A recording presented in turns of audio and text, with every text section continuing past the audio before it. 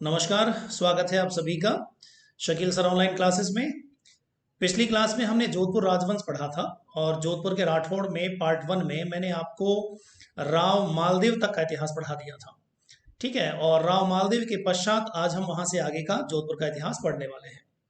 देखिए, पिछली कक्षा मैंने आपको बताया था कि जोधपुर के शासक राव मालदेव के 3 पुत्र हमको यहाँ पे इतिहास में देखने को मिलते हैं। एक उनके पुत्र थे जिनका नाम था राम सिंह। राव मालदेव अपने बड़े पुत्र राम सिंह से नाराज चल रहे थे। इस वजह से उनको तो उत्तराधिकारी उन्होंने बनाया नहीं। अब उनके बाद उनके दूसरे पुत्र हुआ करते थे उदय सिंह। ठीक है, उदय सिंह चूंकि बड़े थे तो इसका मतलब अगला उत्तराधिकारी उदय सिंह को होना चाहिए था। लेकिन राव मालदेव की पत्नी रानी स्वरूप दे के प्रभाव में आकर राव मालदेव ने उदय सिंह को भी हटाकर उससे भी छोटे भाई रानी स्वरूप दे के पुत्र चंद्रसेन को अपना अगला उत्तराधिकारी मनोनीत कर दिया। ठीक है, इस प्रकार आप देखें राव मालदेव ने अपनी मृत्यु के समय रानी स्वरूप दे के प्रभाव में आकर अपने बड़े पुत्रों राम सिंह उदय सिंह को हटाकर छोटे पुत्र राव चंद्रसेन को जोधपुर का अगला शासक बनाया। इस वजह से हम देख सकते हैं कि बड़े भाई राम सिंह और उदय सिंह नाराज हो गए। चंद्रसेन शासक बने। ठीक है, चंद्रसेन के शासक बनने के बाद राम सिंह और उदय सिंह ने विद्रोह किया और चंद्रसेन की सत्ता को छीनने की कोशिश की। लेकिन राव चंद्रसेन ने दोनों के विद्रोहों को कुचल दिया और इसके बाद आप देखें जो उदय सिंह थे वो मुगल बादशाह अकबर की सेवा में चले गए। मुगल बादशाह अकबर की सेवा में जाने के बाद फिर अकबर द्वारा जोधपुर रियासत में हस्तक्षेप किया गया। तो ये क्या क्या घटनाएं घटित होती हैं, आइए सबको एक एक करके अपन देखते हैं। ठीक है, चलिए देखिए जरा। राव चंद्रसेन की मैं आपसे बात कर रहा हूँ। राव चंद्रसेन जिनका शासनकाल हमको मिलेगा सन 1562 ईस्वी से लेकर सन 1581 ईस्वी। राव चंद्रसेन को हम बोलते हैं भूला बिसरा राजकुमार। ठीक है, क्योंकि इतिहास में आप देखिएगा इनका वही काम रहा है जो महाराणा प्रताप ने मेवाड़ के अंदर किया था। पूरी जिंदगी भर जैसे महाराणा प्रताप अकबर के सामने नहीं झुके, पूरे आजीवन उनके साथ संघर्ष किया, ठीक उसी प्रकार राव चंद्रसेन ने भी अकबर की अधीनता स्वीकार नहीं की और आजीवन अकबर के साथ संघर्ष किया। लेकिन महाराणा प्रताप को सारी दुनिया जानती है, लेकिन राव चंद्रसेन को बहुत कम लोग जानते हैं। ठीक है, हम लोग भी कंपटीशन के अंदर हैं इसलिए हम इनको जानते हैं। बाकी जनरली ज्यादातर लोग बाग राव चंद्रसेन के बारे में ज्यादा जानकारी नहीं रखते हैं, इसलिए हम इनको भूला बिसरा राजकुमार कह देते हैं। हम इनको महाराणा या कह सकता हूँ कि मारवाड़ का प्रताप भी कहते हैं, और इसलिए कहते हैं क्योंकि इन्होंने मारवाड़ में वही काम किया था जो मेवाड़ में महाराणा प्रताप ने किया था। ठीक है, नोट करने वाली बात यह है कि महाराणा प्रताप गद्दी पर बैठे थे सन 1572 ईस्वी में, जबकि राव चंद्रसेन गद्दी पर बैठे हैं 1562 ईस्वी में। इसका मतलब यह हुआ कि महाराणा प्रताप से भी पहले अकबर के साथ संघर्ष करने वाला शासक कौन है? राव चंद्रसेन। अकबर कालीन इतिहास को हम उठा के देखें तो राजपुताने का पहला शासक राव चंद्रसेन होगा, जिसने आजीवन अकबर से संघर्ष किया और कभी भी उसकी जीते जी अधीनता स्वीकार नहीं की थी। ठीक है, और इसीलिए हम यहाँ पे इसको बोलते हैं मारवाड़ का प्रताप। वैसे देखा जाए तो यहाँ पर ये दोनों जो उपाधियां इनको दी गई हैं, ये दोनों संज्ञाएं जो प्रदान की गई हैं, ये की गई हैं एक बड़े इतिहासकार जिनका नाम हमको मिलता है विश्वनाथ रेऊ। विश्वनाथ रेऊ, इन्होंने इनको भूला बिसरा राजकुमार कहा है, मारवाड़ का प्रताप कहा है। ठीक है, तो इतिहास ने इनको क्यों भुला दिया इसके बारे में भी थोड़ा सा देख लीजिए। देखिए, महाराणा प्रताप की मृत्यु के बाद उनके पुत्र महाराणा अमर सिंह मेवाड़ के शासक बने थे। इस वजह से आप देखें कि महाराणा प्रताप का जितना भी इतिहास रहा है उनके पुत्रों द्वारा, उनके वंशजों द्वारा सबके सामने रख दिया गया। जबकि राव चंद्रसेन के साथ स्थितियां थोड़ी अलग थी। राव चंद्रसेन की मृत्यु के पश्चात उनके विरोधी, उनके प्रबल विरोधी, उनके भाई मोटा राजा उदय सिंह अगले शासक बने। तो सीधी सी बात यह है कि जब राव चंद्रसेन का विरोधी अगला शासक बनेगा, उनका भाई उदय सिंह शासक बनेगा, तो राव चंद्रसेन के जितने भी क्रियाकलाप हैं उन सबको उसने इतिहास में ज्यादा जगह नहीं दिलवाई। इस वजह से उनका इतिहास दबा कुचला रह गया। और बाद में आगे चलकर जब आप देखें विश्वनाथ रेऊ जैसे इतिहासकारों ने इनको बोला है भूला बिसरा राजकुमार या मारवाड़ का प्रताप। ठीक है, चलिए, तो महाराणा प्रताप का पथ प्रदर्शक भी हम इनको कहते हैं, अग्रगामी भी इनको कहते हैं, क्योंकि मैंने आपसे कह दिया महाराणा प्रताप ने अकबर के साथ संघर्ष की शुरुआत की थी सन 1572 ईस्वी में, जबकि राव चंद्रसेन इस संघर्ष की शुरुआत पहले ही कर चुके हैं। ठीक है, तो इस तरीके से आप देखें कि महाराणा प्रताप के अग्रगामी या जी कह सकता हूं कि पथ प्रदर्शक रहे हैं राव चंद्रसेन।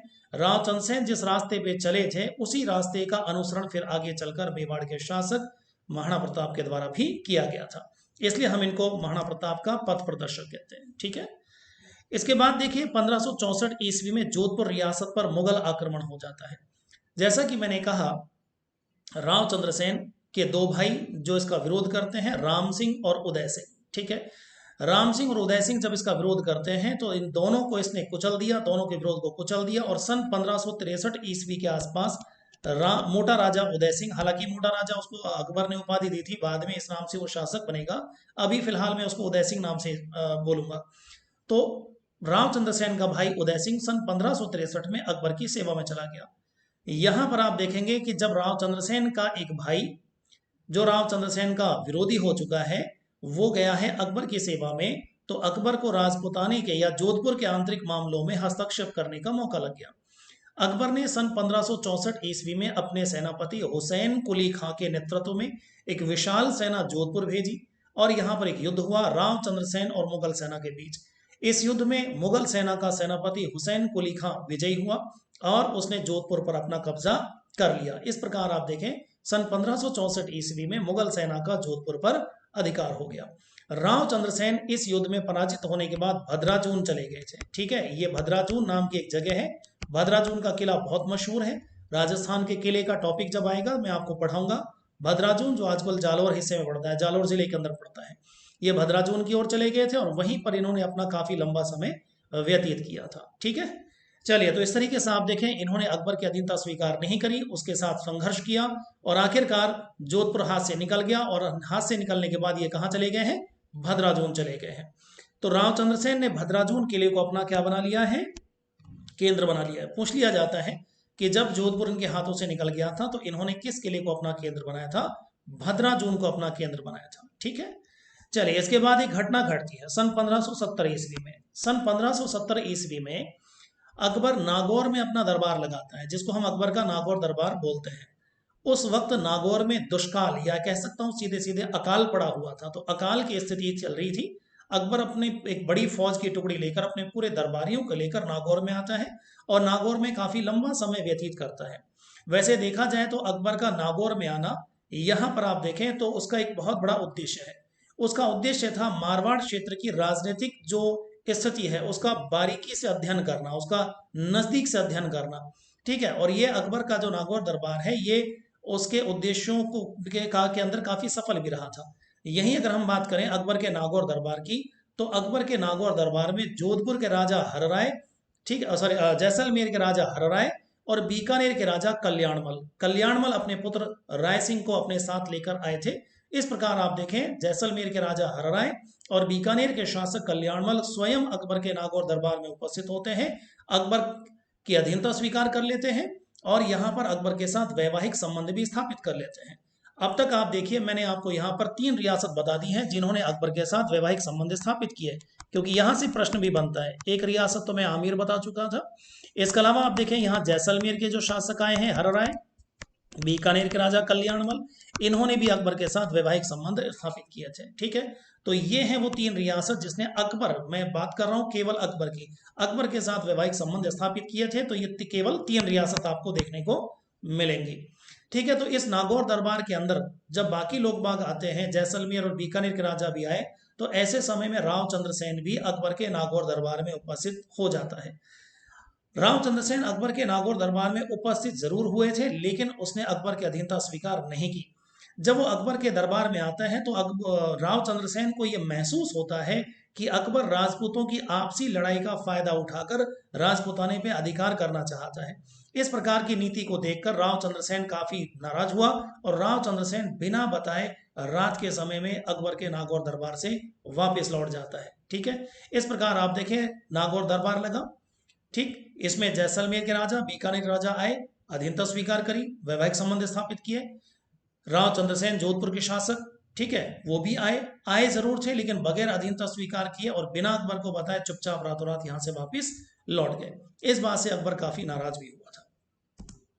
यहीं पर आप देखेंगे तो अकबर के नागौर दरबार में उपस्थित हुए अकबर ने यहीं पर एक काम और कराया था, शुक्र तालाब बनवाया था। जैसा कि मैंने कहा, उस वक्त नागौर में अकाल पड़ा हुआ था। उस अकाल की स्थिति में लोगों को पानी पिलाने के लिए, राहत देने के लिए उसने अपने सैनिकों से एक तालाब खुदवाया था और उस तालाब का नाम उसने शुक्र तालाब रखा था। ये प्रश्न पूछ लिया जाता है। इसके बाद आप देखें, जब राव चंद्रसेन अकबर के नागौर दरबार से चले जाते हैं वापिस, तो वापिस यहाँ पे जाने के बाद वो जाते का है, वो अपने भद्राजून जाते हैं। तो मैंने पहले ही कह दिया था कि 1564 ईस्वी में जोधपुर किला जब इनसे छिन गया था, तो जोधपुर किला छिनने के बाद इन्होंने अपना केंद्र भद्राजून को बना रखा था। तो 1570 ईस्वी में रावचंद्र सेन आते हैं अकबर के नागौर दरबार में, लेकिन बगैर अधीनता स्वीकार किए, बिना अकबर को से पूछे, बिना आज्ञा लिए वापस लौट जाते हैं। इस बात से अकबर नाराज होता है और अकबर ने नाराज होने के बाद अब यहाँ पे अपनी सेनाएं भद्राजून की तरफ भेज दी हैं और सन 1571 ईस्वी में मुगल सेनाओं ने भद्राजून किले पर अपना अधिकार कर लिया। इस प्रकार आप देखें, राव चंद्रसेन की स्थिति बहुत ही खराब हो गई, भद्राजून किला उसे छोड़ना पड़ा था। ठीक, भद्राजून किला छोड़ने के बाद यहाँ पर एक चीज और भी आप देखेंगे, यहाँ बीच में घटना सन 1572 की। सन 1572 ईस्वी में राय सिंह को जोधपुर का प्रशासक नियुक्त किया गया। ध्यान रखें, शासक नहीं है, प्रशासक है, केवल उसे एडमिनिस्ट्रेशन संभालने का काम उसे दिया गया है। राय सिंह कौन है? राय सिंह मैंने अभी आपको बताया, अकबर के नागौर दरबार में बीकानेर के राजा कल्याणमल खुद आते हैं और अकबर की अधीनता स्वीकार कर लेते हैं। यहीं पर ही कल्याणमल अपने बेटे राय सिंह को भी साथ लेकर आते हैं। ठीक है, बीकानेर का इतिहास हम पढ़ेंगे तो वहां पर मैं जिक्र करूंगा कल्याणमल, उनके पश्चात उनके पुत्र राय सिंह अगले शासक बने थे। तो यहाँ आप देखें, ये प्रश्न सेकंड ग्रेड एग्जाम में और उसके अलावा कई बार एग्जाम में पूछा गया है कि अकबर ने किस व्यक्ति को जोधपुर का प्रशासक नियुक्त किया था। वो था बीकानेर का राजकुमार राय सिंह, क्योंकि अभी ये राजकुमार है, शासक नहीं बने हैं। ठीक है, इसके बाद देखें तो यहाँ भद्राजून जब किला छिन गया था, तो भद्राजून किला छिनने के पश्चात राव चंद्रसेन ने सिवाना किले को अपना केंद्र बनाया। ठीक है, सिवाना जो किला आजकल बाड़मेर के अंदर पड़ता है। जब जब मुगल सेनाओं को यहाँ पता चला, तो मुगल सेनाओं ने सिवाना किले को राव चंद्रसेन से छीन लिया। ठीक है, ये थोड़ा सा मैं करेक्शन कर रहा हूँ यहाँ पर, इसको 1576 की बजाय 1575 आपको पढ़ना है। ठीक है, तो ये मैं इसको थोड़ा ठीक कर देता हूँ। तो 1575 ईस्वी में मुगल सेना ने क्या किया, सिवाना किले को भी छीन लिया। इस प्रकार आप देखें कि जो सिवाना किला था, अब वो भी जब छिन गया राव चंद्रसेन से, तो राव चंद्रसेन की स्थिति काफी दयनीय हो जाती है। लेकिन ऐसे समय में भी आप देखें, उसने हिम्मत नहीं हारी, अकबर की अधीनता स्वीकार नहीं की, पहाड़ों में चले गए, इसने सोजत पर कब्जा कर लिया। सोजत आजकल जो पाली में है, इस वाले हिस्से पे कब्जा किया और यहीं पर ही कुछ पहाड़ियां हैं, सारण की पहाड़ियां। ठीक है, इनमें सिचियाई नामक स्थान पर उसने अपना अंतिम समय व्यतीत किया। तो यहाँ आप देखें, सवाल पूछा जाता है अंतिम समय कहाँ व्यतीत किया था? सारण की पहाड़ियों में व्यतीत किया था। सारण की पहाड़ियां कहाँ पड़ती हैं आजकल? ये पाली जिले के अंदर पड़ती हैं। ठीक है, सोजत जो क्षेत्र है यहाँ पर पड़ती हैं। इसके अलावा देखें तो यहीं पर रहते हुए सन 1581 ईस्वी में इनकी मृत्यु हो जाती है। मृत्यु के बारे में ये माना जाता है कि इन्हीं के एक सामंत हुआ करते थे जिनका नाम वैरीसाल था। माना जाता है वैरीसाल नामक सामंत ने राव चंद्रसेन को भोजन में जहर मिला दिया, जिसकी वजह से राव चंद्रसेन की मृत्यु हुई थी। ठीक है ना, चलिए, तो 1581 ईस्वी में इनकी मृत्यु हो गई। आप देखें यहाँ पे 1581 मृत्यु पर्यंत तक राव चंद्रसेन ने अकबर की अधीनता स्वीकार नहीं करी और लंबे समय तक उसके साथ संघर्ष करता रहा। ठीक है, यहीं पर आप देखें 1581 में अकबर ने जोधपुर के शासक राव चंद्रसेन की मृत्यु के बाद जोधपुर को खालसा घोषित कर दिया। खालसा एक बार मैंने आपको पहले ही बताया था। ठीक है, खालसा का मतलब होता है, देखिए यहाँ पे खालसा और खालीसा एक ही चीज है, कोई अलग चीज नहीं है। आपको खालीसा शब्द भी देखने को मिल जाएगा। तो यहाँ पे खालीसा उसे घोषित कर दिया जोधपुर को। इसका मतलब क्या है? इसका मतलब यह है कि सीधा जोधपुर का प्रशासन मुगल बादशाह अकबर के नियंत्रण में चला जाएगा। ठीक है, इसको हम खालीसा या खालसा कहते हैं। चलिए, तो इस प्रकार आप देखें यहाँ पर 1581 में राव चंद्रसेन की मृत्यु हुई और 1581 से 83 2 साल तक जोधपुर रियासत खालीसा रहा। उसके बाद अकबर ने राव चंद्रसेन के भाई उदय सिंह को जोधपुर का राज्य वापस लौटाया और उसे जोधपुर का शासक नियुक्त किया था। ठीक है, चलिए, तो अब यहाँ पे अगले शासक बने हैं राव चंद्रसेन के भाई, जिनका नाम उदय सिंह था। लेकिन अकबर द्वारा इनको एक उपाधि भी दी गई थी, मोटा राजा की। ठीक है, तो उपाधि आपसे पूछे मोटा राजा किसने दी थी, तो ये मोटा राजा की उपाधि मुगल बादशाह अकबर द्वारा इनको प्रदान की गई थी। ठीक है ना, चलिए, उसके बाद देखें अगला, तो यहाँ पे मुगल अधीनता स्वीकार करने वाला जोधपुर का पहला शासक कौन था? वो भी अपना उदय सिंह था। क्योंकि मैंने आपसे पहले ही कहा 1563 ईस्वी में बहुत पहले अकबर की सेवा में चला गया था। ठीक है, और वही उसी की अकबर की कृपा दृष्टि से इसको जोधपुर का राज्य इसको मिलता है। तो सवाल ये आ जाता है कि जोधपुर का पहला शासक जिसने मुगल अधीनता स्वीकार की, तो वो है मोटा राजा उदय सिंह। और केवल मुगल अधीनता ही स्वीकार नहीं करी थी, अकबर के साथ वैवाहिक संबंध भी स्थापित किया था। अकबर के साथ तो नहीं कह सकता, मैं कह सकता हूं अकबर के पुत्र सलीम के साथ इसने वैवाहिक संबंध स्थापित किया। इन्होंने अपनी पुत्री जगत गोसाई का विवाह अकबर के पुत्र शहजादे सलीम के साथ किया था। सलीम जो आगे चलकर मुगल बादशाह जहांगीर के नाम से जाना जाता है। ठीक है, तो फिर एक और प्रश्न बन जाता है कि भाई जोधपुर का पहला शासक जिसने मुगल अधीनता स्वीकार करी, ठीक, वो है अपने मोटा राजा उदय सिंह। मुगलों के साथ वैवाहिक संबंध स्थापित करने वाला पहला जोधपुर का राजा वो भी मोटा राजा उदय सिंह। ठीक है, और जब अधीनता ही स्वीकार कर ली है मुगलों की, तो मुगलों से इसे क्या मिलेगा, मनसब मिलेगा। मैंने आपको पिछली कक्षा में बता दिया, मनसब, मनसब का मतलब पद होता है। ठीक है, जो इस पद को धारण करता है वो मनसबदार कहलाता है। तो यहाँ आप देखें, मुगल शासक अकबर के द्वारा मनसब प्राप्त करने वाला जोधपुर का पहला राजा वो भी है मोटा राजा उदय सिंह। ठीक है, तो बहुत सीधा सीधा है, पहला जोधपुर का शासक जिसने मुगल अधीनता स्वीकार करी, मोटा राजा उदय सिंह। पहला जोधपुर का शासक जिसने मुगलों के साथ वैवाहिक संबंध स्थापित किए, मोटा राजा उदय सिंह। पहला जोधपुर का शासक जिसने मुगलों से मनसब प्राप्त किया, मोटा राजा उदय सिंह। ये तीन प्रश्न यहाँ बहुत महत्वपूर्ण है जो बनते हैं। ठीक है, चलिए, तो मैंने आपको बताया मुगलों के साथ वैवाहिक संबंध स्थापित करने वाला जोधपुर का पहला शासक ये भी कौन था, ये उदय सिंह। तो इन्होंने अपनी पुत्री जगत गोसाई का विवाह किया था अकबर के पुत्र सलीम के साथ। सलीम जो आगे चलकर मुगल बादशाह जहांगीर के नाम से जाना गया। आगे चलकर इन्हीं जगत गोसाई के गर्भ से एक संतान उत्पन्न हुई, शहजादा खुर्रम। खुर्रम यही वही खुर्रम है जो आगे चलकर मुगल बादशाह शाहजहां के नाम से जाने गए। ठीक है, तो इस प्रकार मैंने आपको बताया था कि यहाँ पे एक तो सलीम खुद, जो सलीम है यानी मुगल बादशाह जहांगीर है, वो खुद एक राजपूत राजकुमारी का पुत्र था। आमेर के राजा भारमल की पुत्री का ये बेटा हुआ। और आगे चलकर आप देखें, दूसरा राजपूत माता से उत्पन्न संतान वो शहजादा खुर्रम है यानी शाहजहां है। ठीक है, आगे चलकर देखें तो सन 1609 ईस्वी में किशनगढ़ रियासत की स्थापना होती है, और इसकी स्थापना करते हैं महाराजा किशन सिंह। और ये महाराजा किशन सिंह कौन है, ये महाराजा किशन सिंह इन्हीं मोटा राजा उदय सिंह के पुत्र थे।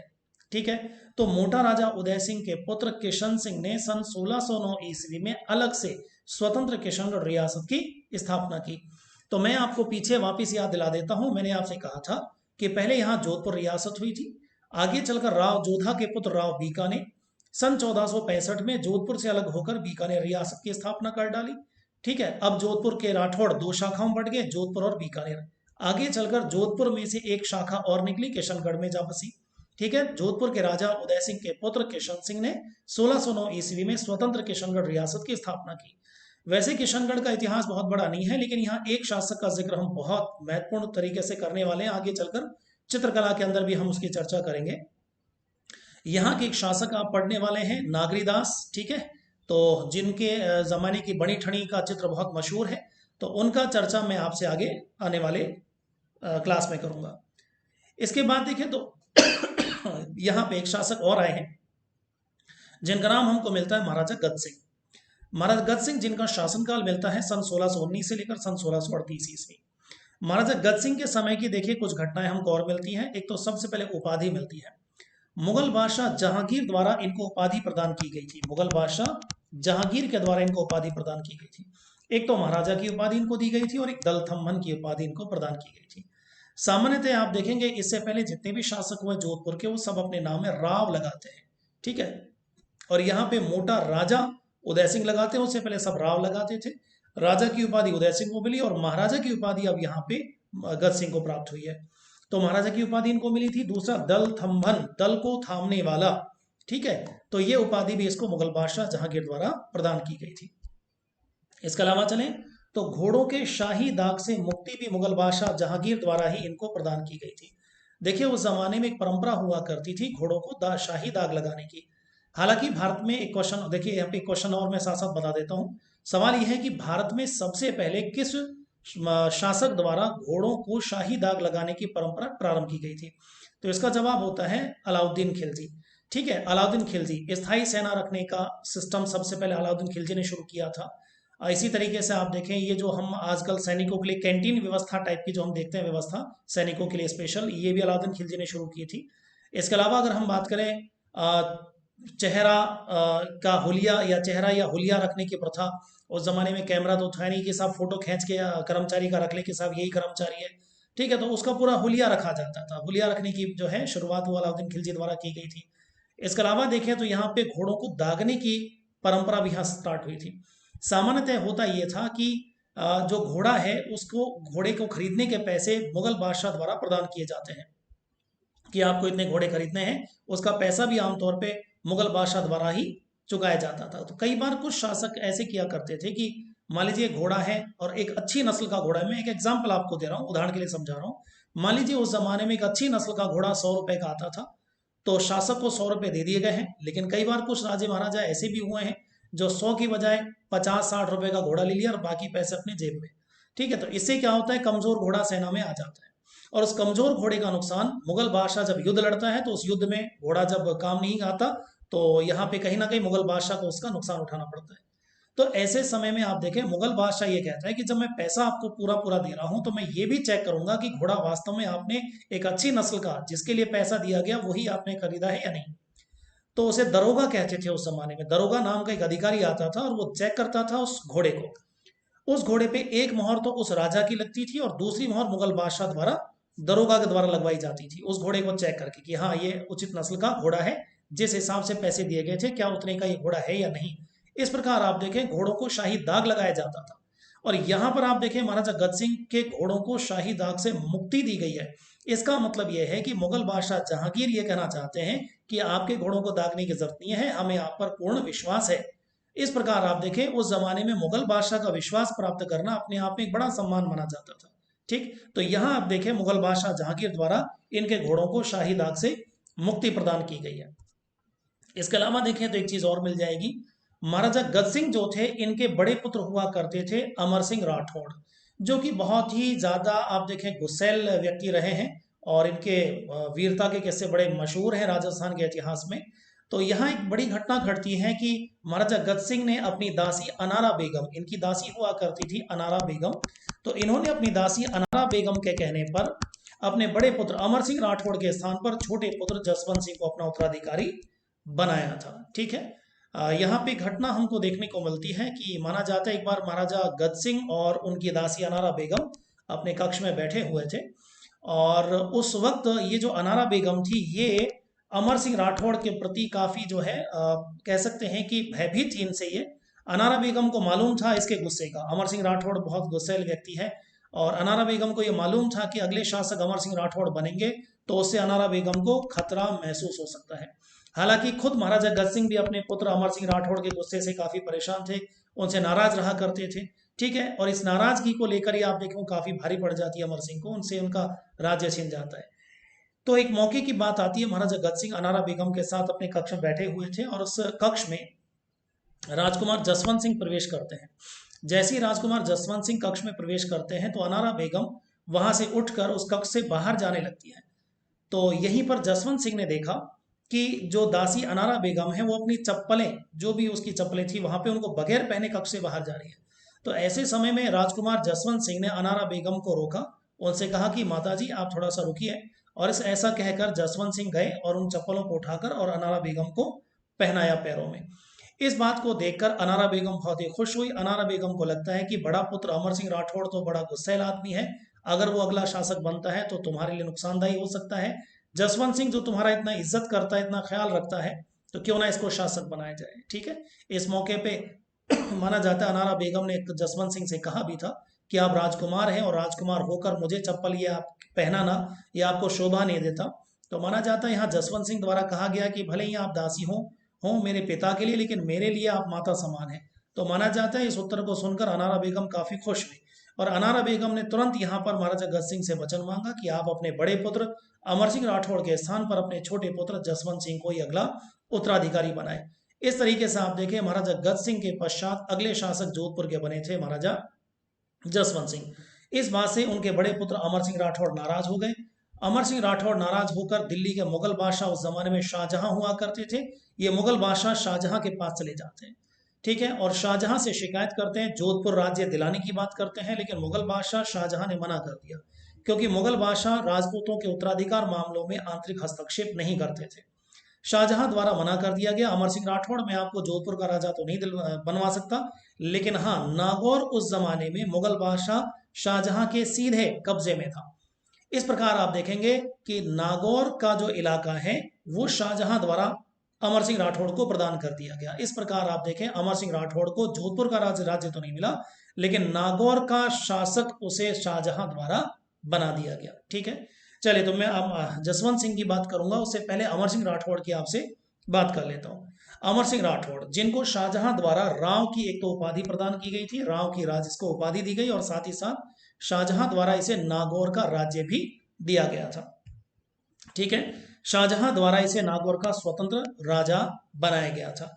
ठीक है, तो यहीं पर आप देखें एक युद्ध इनका हो जाता है, अमर सिंह राठौड़ का एक युद्ध हो जाता है बीकानेर के राजा कर्ण सिंह के साथ। इस युद्ध का नाम हमको मिलता है मतीरे की राड़, सन 1644 ईस्वी एक युद्ध हो जाता है। इस युद्ध का बहुत ही नॉर्मल सा एक कारण था, लेकिन आप देखें इतिहास में बड़ा प्रसिद्ध युद्ध हो गया।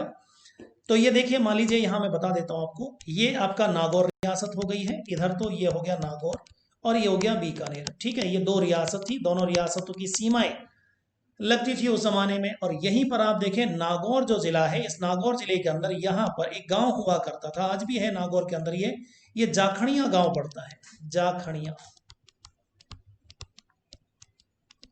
ठीक है, तो नागौर जिले के अंदर जाखड़िया गांव पड़ता है। और बीकानेर जो जिला है इसके अंदर चले हम यहाँ पर, तो एक सीलवा गांव पड़ता है, सीलवा, ये गांव बीकानेर के अंदर है। ठीक है, अब ये माना जाता है कि नागौर का जाखड़िया गांव के अंदर एक किसान, उसका एक खेत था यहाँ पर। ठीक है, जाखड़िया गांव के किसान का एक खेत था, उसने अपने खेत में मतीरा, मतीरा मतलब तरबूज, उसने तरबूज लगाया। अब उसमें से क्या हुआ, एक तरबूज की बेल बढ़ती बढ़ती उस खेत में से वो बॉर्डर पार कर गई, और उस तरबूज की बेल में मतीरा यानी तरबूज जो लगा वो कहाँ लगा, सीलवा गांव, बीकानेर राज्य के अंदर है ना। तो बीकानेर रियासत जो थी उसके सीलवा गांव के अंदर ये बेल बढ़ जाती है और इसमें तरबूज यहाँ लग जाता है बीकानेर वाले हिस्से के अंदर। अब क्या हुआ, जब ये तरबूज पक गया तो एक दिन क्या होता है कि जाखड़िया वाला जो किसान जिसके खेत की ये बेल थी, वो जाता है इस बेल को तोड़ने के लिए, इस तरबूज को तोड़ने के लिए। तो सीलवा का जो किसान है इसने उस तरबूज को तोड़ने से मना कर दिया। इस प्रकार आप देखें दोनों किसानों में काफी बहस हुई। इसने कहा कि साहब मेरी बेल है, ये आपके खेत में आ गई है, तरबूज मेरा हुआ। सीलवा वाले किसान ने कहा कि साहब मेरे खेत में तरबूज है तो इस हिसाब से तो मेरा हुआ, तो मैं आपको नहीं दूंगा। तो इस तरबूज को लेकर माना जाता है दोनों किसानों के, जाखड़िया गांव के किसान और सीलवा गांव के जो किसान थे, दोनों के बीच में काफी झगड़ा हुआ। इस झगड़े की बात आगे चलकर उच्च अधिकारियों तक पहुंची, उनके बीच में झगड़ा हुआ। फिर आप देखें सैनिक झड़पें भी दोनों के बीच में हुई, लेकिन कोई फैसला नहीं हो पाया। आखिरकार आप देखें यहाँ पर नागौर के राजा अमर सिंह राठौड़ ने बीकानेर पर हमला कर दिया और बीकानेर राज्य की सेनाओं को युद्ध में पराजित कर दिया। ठीक है, इस प्रकार आप देखें एक मतीरे के लिए युद्ध हुआ था, इस युद्ध को हम बोलते हैं मतीरे की राड़, सन 1644 ईस्वी में यह युद्ध हुआ था।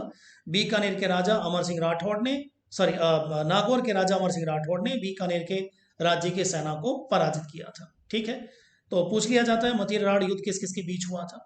इसके बाद देखें तो एक बहुत बड़ी घटना और देखने को मिलती है। अमर सिंह राठौड़ जैसा कि मैंने कहा गुस्सैल बहुत थे, गुस्सा बहुत इनको आता था, तो ऐसे समय में आप देखेंगे यहाँ पर एक घटना और घट जाती है। इन्होंने क्या किया, मुगल बादशाह शाहजहां के भरे दरबार में शाहजहां के मीर बख्शी, जो उसका रिश्ते में साला भी लगता था, तो मीर बख्शी सलावत खां की हत्या कर दी थी। हत्या क्यों कर दी, क्योंकि भरे दरबार में इस मीर बख्शी सलावत खां ने अमर सिंह राठौड़ को गंवार कह दिया था। ठीक है, इस प्रकार आप देखें जैसे ही उसने उसको गंवार बोला तो इस बात से देखें इन्होंने इसको क्या बोला, गंवार बोल दिया। ठीक है, तो मीर बख्शी सलावत खां ने अमर सिंह राठौड़ को जब भरे दरबार में गंवार कह दिया, तो अमर सिंह राठौड़ इस बात से बहुत नाराज हुए, उन्होंने अपनी तलवार निकाले और वहीं पर ही सलावत खां का सर धड़ से अलग कर दिया शाहजहां के सामने। इस प्रकार आप देखें मुगल बादशाह शाहजहां इस घटना से बहुत नाराज हुए। शाहजहां ने अमर सिंह राठौड़ को पकड़ने के लिए अपनी सेना उसके पीछे लगा दी। ठीक है, और ये काम सौंपा गया था यहाँ पर अमर सिंह राठौड़ के ही साले, जिनका नाम था अर्जुन गौड़। ठीक है, तो इस तरीके से आप देखें उन्हीं के साले अर्जुन को ये काम दिया गया, और आखिरकार आप देखें कुछ दिनों बाद अर्जुन द्वारा अमर सिंह राठौड़ को पकड़ लिया गया। अमर सिंह राठौड़ की हत्या अर्जुन द्वारा ही की गई थी, उसी के साले द्वारा की गई। इस प्रकार आप देखें यहाँ पर सलावत खां की हत्या अमर सिंह राठौड़ ने करी, और बाद में उसके साले अर्जुन ने अमर सिंह राठौड़ को पकड़कर उसकी हत्या कर दी। अमर सिंह राठौड़ की छतरी जो है वो आजकल नागौर में स्थित है। ठीक है, इस प्रकार आप देखें यहाँ पर ये प्रश्न पूछ लिया जाता है, अमर सिंह राठौड़ कहाँ का शासक था, नागौर का शासक था। मतीरे की राड़ में से प्रश्न बनता है, सलावत खां की हत्या किसने करी, अमर सिंह राठौड़ ने। ठीक है। और यहाँ पर एक प्रश्न ये भी बन जाता है, अमर सिंह राठौड़ की छतरी कहाँ स्थित है? नागौर में। नागौर के अंदर इनका पैनोरमा बना हुआ है। वसुंधरा राजे सरकार ने पिछला जो उनका कार्यकाल रहा है, तो अलग अलग जिले के अंदर जो भी बड़ी बड़ी हस्तियां रही हैं, उन तमाम हस्तियों के पैनोरमा बनवाए हैं, ताकि लोग वहां जाएं और उनके जाकर उसके बारे में, उस व्यक्तित्व के बारे में वहां जानकारी हासिल कर सके। जैसे अलवर जिले के अंदर महाराज भर्तृहरि हुए हैं, जो आगे चलकर एक बड़े सन्यासी के रूप में जाने गए, उनका एक पैनोरमा बनाया गया है। इसी प्रकार अगर हम बात करें तो अलवर के राजा हसन खां मेवाती, जिनका जिक्र मैंने खानवा युद्ध में किया, राणा सांगा के समर्थन में बाबर के विरुद्ध लड़ते हुए वीर गति को प्राप्त हुए थे, उनका पैनोरमा बना है। ठीक है। इसके अलावा आप देखिए प्रत्येक जिले के अंदर अलग अलग जो भी हुए हैं लोग बाग, उन सब के पैनोरमा बनाए गए हैं। इसी प्रकार नागौर के अंदर अमर सिंह राठौड़ का पैनोरमा बना हुआ है, जहां उनके जीवन की तमाम झलकियां, उनके प्रमुख जीवन की घटनाएं आपको तस्वीरों और मूर्तियों के माध्यम से, चित्रों के माध्यम से देखने को मिल जाएंगी। ठीक है। चलिए, तो आज की क्लास में इतना ही। अगली क्लास में जसवंत सिंह से हम शुरू करेंगे। ठीक है। तब तक के लिए सभी को नमस्कार। जय हिंद, जय भारत।